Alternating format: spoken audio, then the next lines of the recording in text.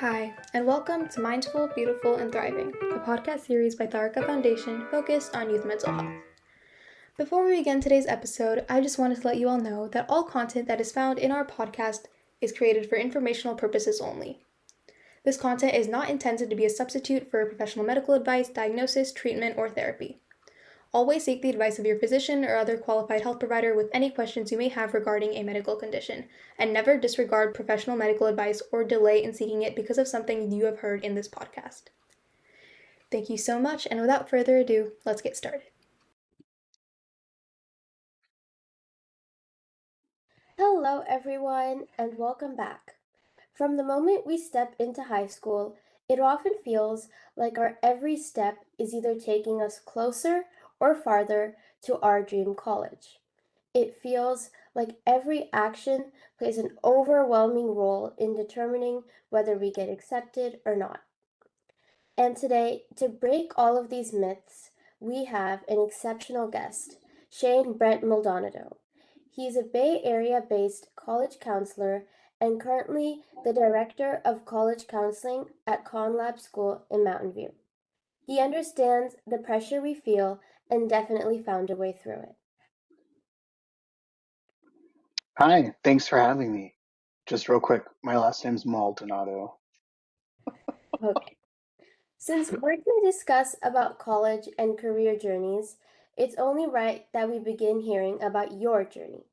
What did your career path look like? And did you always aspire to be a college counselor? No, and I always joke if you would have told my 16-year-old self that I would grow up to, in essence, be a guidance counselor, I would have laughed very heartily and walked away. So I think, like all kids, like every stage of my life, I had different dreams for myself. So I think when I was super young, I was like, I'm going to be president. And at a certain point, I was seriously pursuing science. I thought I was going to be a microbiologist, which was one of my first passions. And then due to a series of unfortunate barriers put in place because of my schooling and because of tracking and a bunch of other institutional issues that come up with a lot of students of color, particularly in the Bay Area in public school systems, I wasn't able to access like AP classes and honors classes at the pace that I had hoped for myself when I transitioned from middle school to high school. But luckily, at the same time, I was also part of a college access program called Upward Bound, and through the support of those counselors, which is how I base my counseling style, is how I received really great information that helped me, what I lovingly refer to as dropping up from school. So I actually tested out of high school in the middle of junior year and began my college journey. And because of my connection to this program, they kept inviting me back. I started as a tutor. I started leading or supporting college application and financial aid workshops. I also taught science for the summer, for 4 summers. And then eventually someone's, hey, you really like working with teens. Why don't you do that as your career? And I was like, I don't know, maybe. So when I moved to San Francisco after undergrad, I pursued a role in another college access program as a college counselor. And kind of that's when I seriously became the person I am today as a college counselor in the Bay Area. And that was almost 20 years ago now.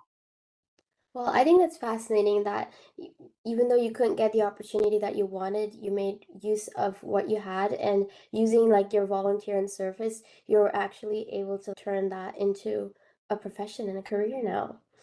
And so you've had over 25 years of experience guiding students to their best college. When choosing programs, opportunities, and jobs, how do you recommend we shift our mindset from will colleges like this into will I grow doing this? I think that's hard. And I think it's because we're conditioned to think you go to high school, you go to college, maybe you get married sometime in between grad school, right? And then you evolve in this perfect manifestation of family, career, right? Your own kids, right? And there isn't a lot of conversation around personal growth. And I think this is where those 4 years of college really become that time for personal growth because a lot of those pressures are gone. Now you're the one leading your own path. And so, really, it's about trusting that colleges are looking for you. And that is what I tell my students. And I tell them, I'm like, actually, admissions officers are people like me who are fun loving and really like teenagers and really like to see their hopes and dreams and aspirations and are excited for who they're going to become and to welcome them onto their campuses. So, the biggest missed opportunities I see in the college application process is that students are like petrified of showing their true selves. I was actually working with a student this past year who was really funny. He's a great sense of humor. And his essays were so stiff because he was trying to show that he was the scientific, serious guy. And I was like, everything you've done, like your extracurriculars, your projects, is already showing that. Like, don't forget to show that you're a person. I challenged him to write one of his personal insight questions for the UCs, like as a humor piece, just to be like, just give them a laugh, right? Because what really stands out to admissions readers in the room, they're going to see the same extracurriculars or types of activities across the board. You're a teenager in America today, right? Like, so you're going to have very similar experiences, but what will differ and what will really stand out is how you approach those extracurriculars, what you learn from them, what you hated, right? What you care about personally that may not be easily captured in an activity.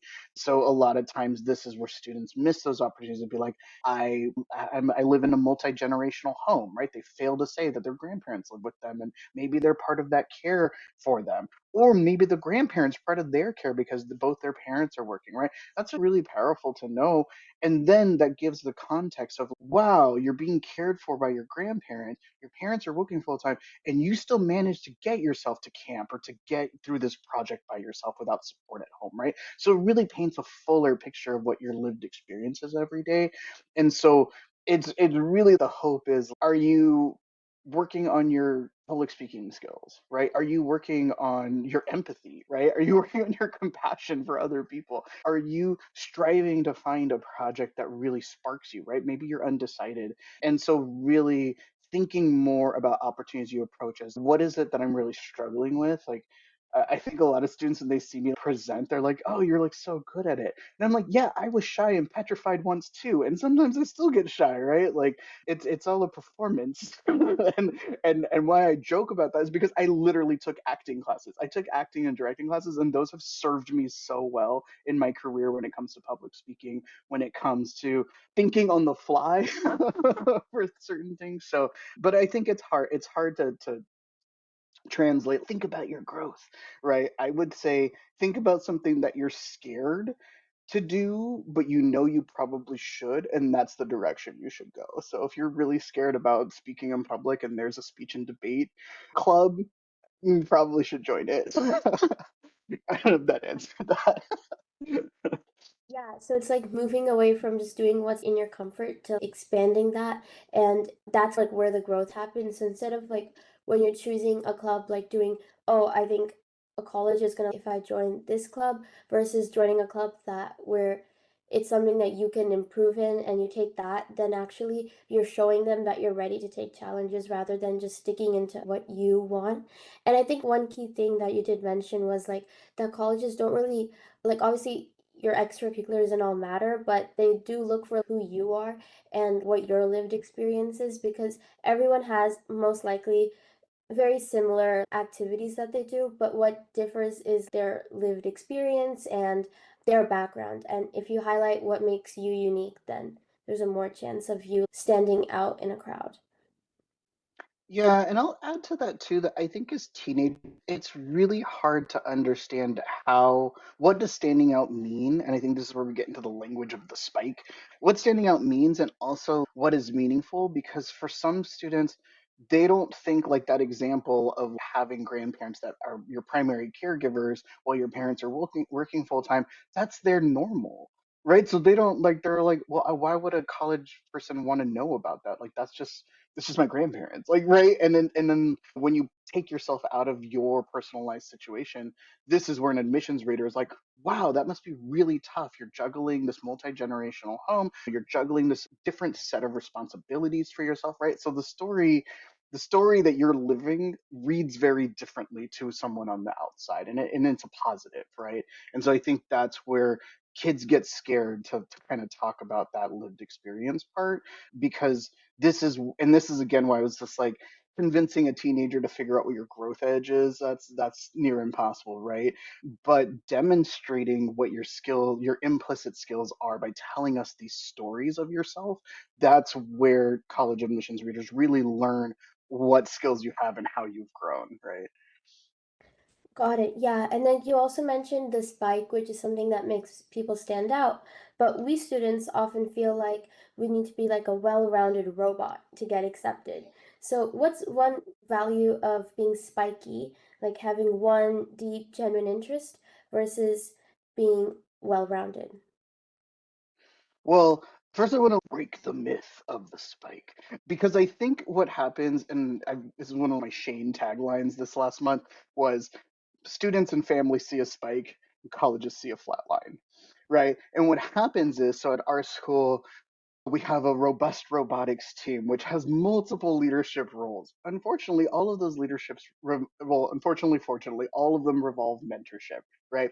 So if I start as a sub lead, I'm mentoring middle school kids, and then I turn into a lead. Now I'm mentoring sub leads, right? And then I turn into a captain. I'm mentoring all the leads, right? And so, from a personal perspective, you're like, yes, I grew into more and more challenging leadership roles, right? From a college perspective, they're like, so you mentored 3 times. Great. Right. So, and I think this is where we get into the trouble of what is a spike, right? And so I do like to say that some kids are born spiky, right? Had I stuck to my science path, right? I went to Alaska to study sea otters. I was on multiple local field study trips, like out actually in the field. I had everything set up to be that spiky science kid. And I'm also like, one of the things I was really passionate about was HIV and AIDS, because I grew up in the 80s and 90s. So that was something that was very important to me in my community. And so I had a bunch of AIDS fundraisers and HIV walks and things I had done. So that was my personal spike, if you really wanted to look at it, right? And why I share that is because the spike was the different ways I was the problem, right? I wanted to be a microbiologist, but I knew I wanted to be a microbiologist about a disease that was very political at the time, right? So not only was I getting skills in field research, even though it was in different things, right? But it was still important work and skills I was building, but I was also doing stuff on the political kind of community side where I was participating in walks and petitions and things, right? So in that regard, my spike was this deep care I had for HIV and using medicine and science to solve that, right? Those are the layers versus our flat line of robotics, which is like, I'm still on the same robotics team and I'm just taking the same position, just with a little bit more and a little bit more and a little bit more responsibility. That's one approach, but that doesn't mean that's everyone's approach. We have other students that they're not well rounded. I call them like hills and valleys, right? And these are kids that they start with an interest, they get really into the interest, and then they just lose interest, right? And then they find something else, and they get really, really into it, and then they like, and they go up and down. And even by the time they get to college, they're just really undecided. But they've had all these really unique experiences because it was led by curiosity. That reads well for a college, especially if you're looking at a liberal arts school, because to an admissions officer, that, hey, this kid's kind of a blank slate, so there's going to be majors that they've probably never heard of that they might dip into once they get learn about them, or take on a more liberal approach and really explore everything that's available to them. And so actually a wavy kid is more exciting than a spiky kid, right? Because the possibilities are endless with that student. A spiky kid is great because then they're like the reliable student. A college can look at a spiky student and be like, okay, I know exactly what you're going to do. You're going to get into your department. You're going to bond really well with this specific professor based on what I read in your academics. Great. That's you. And then we have the well-rounded kid. And the well-rounded kid, a little bit different than the wavy kid, because that kid is like genuinely good and interested in multiple things. It's almost like a pie chart. And similar to the wavy kid, they're like, okay, like this kid is well-rounded, maybe STEM leaning, or well-rounded, maybe humanities leaning. And again, these are the kids that they're like, this is our double majors. These are our bridge builders. These are the kids who think like a humanities person but want to go into the scientists, and those are the people we need to do policy work in science, right? Or write research, what is it, fundraising letters, right? So they fit in the world too. And so usually when I'm talking to families about the spike, I draw this picture for them, and it kind of looks like peaky mountain, some rolling hills, the sun is the circle, and then there's the flatliners, right? And everybody's accepted to college. And so I often just want to break students and families of thinking about building the spike. And it's just actually let your curiosity lead you where it is. It's all valid, right? I think the other thing with the spike is that some students are really self driven, so they may be tinkering on something late at night. Parents have no idea what it is. The kids are building a video game, right? But it doesn't go anywhere. It's not part of a specific program. And so they're worried that the kid's wasting their time. And I'm like, no, they're not. There's room in the application to talk about this. And that stands out way more than paying $7,000 to go to a game design camp across the country when the kid is just doing it on their own. That, again, demonstrates to colleges that they're nimble, they're intuitive, they're entrepreneurial, they're what is it like? They're really resource minded because they're just using whatever tools they have. And so it really stands out differently, and it is equally as valuable than some structured or name branded pay to play opportunity. Got it. Yeah, and I think you really broke the myth that like being spiky is the best way and the easiest and the most reliable way to get in any school. And I also like that you shared about the different types of students. So we have the well-rounded, which is like our son in the picture. They're like they're pretty good at most of it, or two opposing things. And then we have the wavy kid who has interest and then they lost it. And then they found another interest and they went in that. And then we have the spiky one that does everything in one field. And I like that, as I mentioned, you broke the myth that being good at just one thing isn't always the best way. And one thing that stood out to me was that there's pros in being all of them. And I had this conception from the beginning that being spiky has the best benefits, but I think you really showed that no matter what type of student you are, you don't have to change your interests and that there's good benefits in all scenarios. Yeah, Um, and I think really think about it is that college admissions is building a community, right? So they're not looking for all one type of student. They tried that back in the 80s and it didn't work, right? So colleges have really moved into building a more diverse community, and diversity to them is diversity of thinkers, right? Because someone who's spiky or someone who's really STEM thinks very differently than a humanities student. And then the kids in between, right? They're the creatives. So sorry, mom and dad, they're going to be art kids. but and we need all of them on a college campus. That's what makes that community vibrant. Got it, yeah. And in the beginning, we were talking about how to shift our mindset from, well, college is like this into how can I grow through this? And adding on to that, I want to know how can we cultivate genuine interest rather than just running in a rat race? Because even if you win the race, you're still a rat. Yeah, I love that. And I think it has to do with understanding what your personal values are. And I think again, this is where like I was talking about in the beginning that we're so focused on these external skills that we kind of forget about how am I building the compassion and empathy muscle, right? How am I building my soft people skills, how I interact with other people, my social emotional IQ, right? And so I think this is where in the society we live in, unfortunately, you do need to get a job and you need to make money in order to pay for the things you want in life. Like that is not going to go away, right? So you do want to try to find something that feeds you. I mean, when you think about college leading into a career, you spend most of your time in your life either learning to do something or doing it, right? I spend 45 hours a week at my job, and I spend 10 hours a week commuting. So that's 60 hours of my week that I'm not home with my family, right? So if my job was something that, let's be real, my parents forced me into because they thought getting this job is going to get me the money, that's going to get me the, yes, I may have the money. They say money doesn't buy happiness. And so I know for me personally, I found fulfillment in my career, even if it doesn't make sense. I have to explain my job to my mom all the time.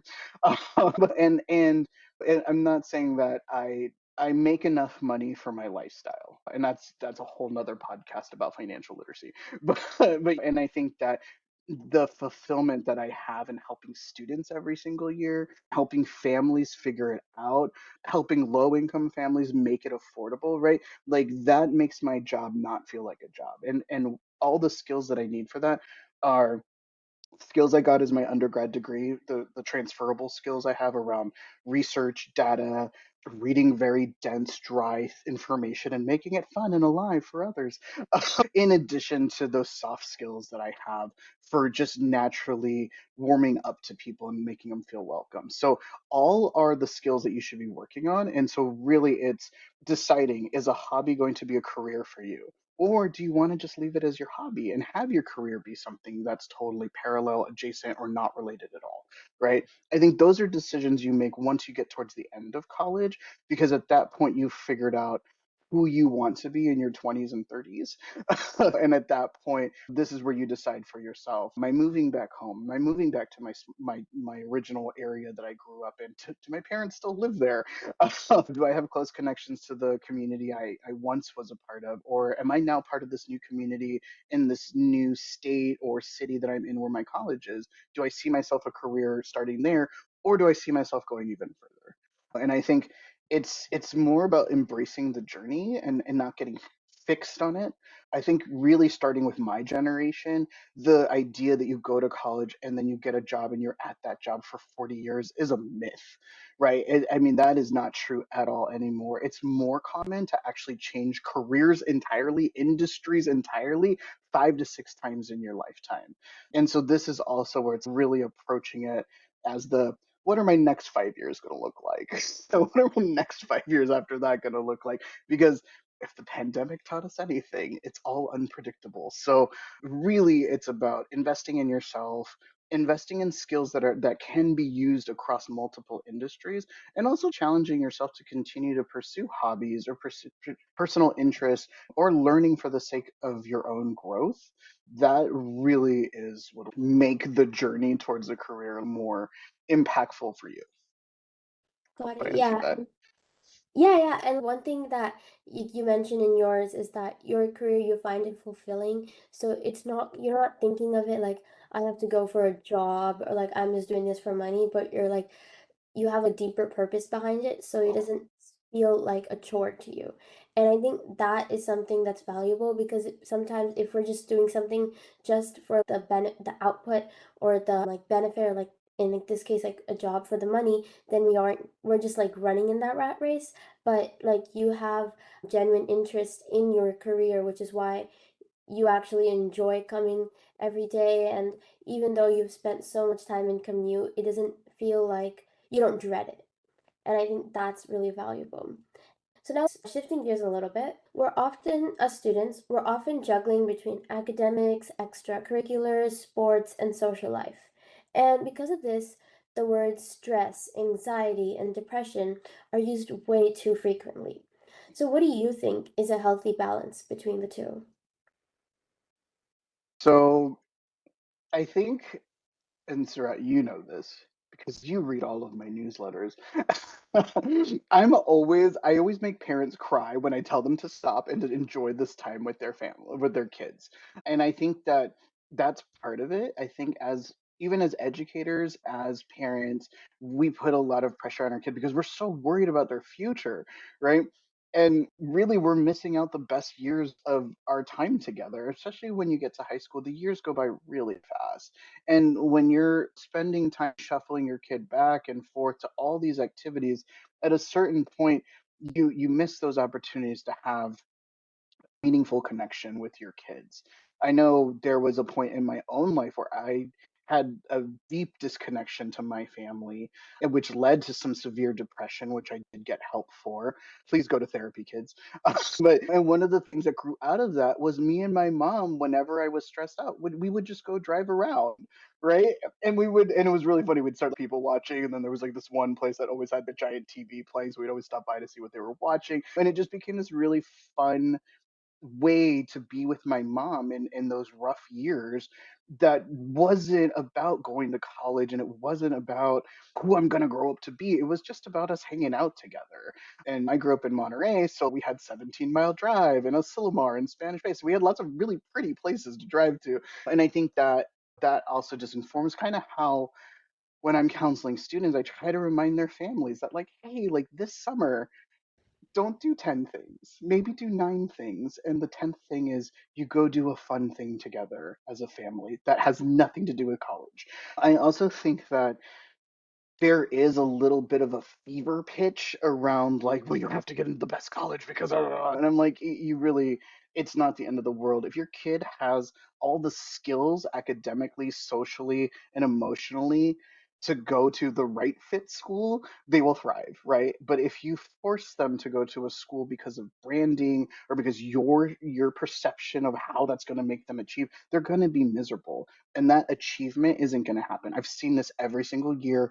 I get kids whose parents basically choose the school they're going to go to. They go, they're miserable, they don't know how to make friends, they're not connected to anyone. Every time something goes wrong, who do they blame? They blame the parents because it wasn't their choice to go to that school. And they eventually either drop out or they just really struggle to get to the finish line, and that just leads to just even ongoing depression into adulthood because they don't have that agency anymore. So really it's about, be realistic about where your kid is going to be thriving as a person, right? Yes, they're there to go to school, but the actual class portion of college life is that, right? The rest is that social atmosphere they're in, and you have to make sure that they fit in there. If it's a small school because they feel like they can make friends better, then maybe a giant research institution is not the right fit for them. I think if they love the anonymousness and they love sports culture, then yes, a giant sports school is a great school for them, right? But I think you have to kind of take out that equation of going to the top tier school is the best option, because that may not be the best option for your kid specifically or you the student specifically. I really do try to think about this holistic approach to it, and at the end of the day, any college you go to is going to give you the correct skills you need to enter the job market across the board. An English class is going to teach you proper grammar, different writing styles and skills. A history class is going to, doesn't matter where you take that, right? But the community that you're in is going to shape you as a person and what you do next, as well as building your network and things like that. I think when you're doing college research, always looking at the social, the mission of the schools, looking at the social life, if there's hobbies or clubs that you currently have that are available on campus. And then I would look at their career center. And I would look at what type of support they give. Are they really hands on? Are they just a resource center? And that really will determine how you build your network and what type of job opportunities are going to be available to you. Got That it. answer Yeah, and that. I think you mentioned two really important parts that since you can't really get rid of anything of the four main aspects, but what you can do is strengthen yourself to and take time to de-stress. And you gave an example how you would go on car rides with your mom, and a lot of other ways is just taking time to look away from your computer, stretching.